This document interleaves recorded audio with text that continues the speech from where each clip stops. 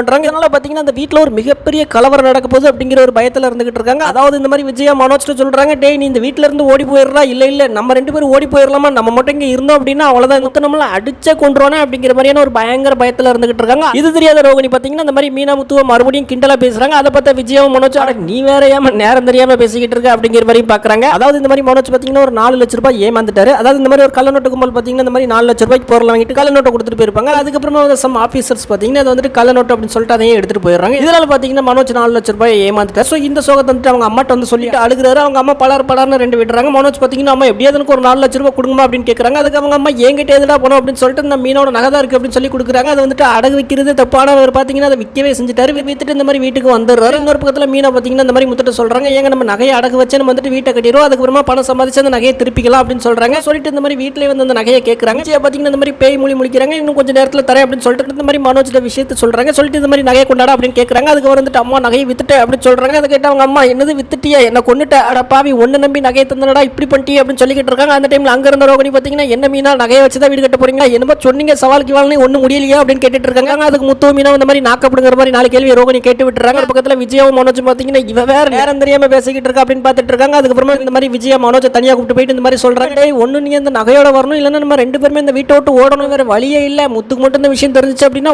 ஒன்னு அடிச்சே கொண்டுருவோம், என்ன பண்ணுவானே தெரியாது அப்படிங்கிற மாதிரி பார்த்துட்டு இருக்காங்க.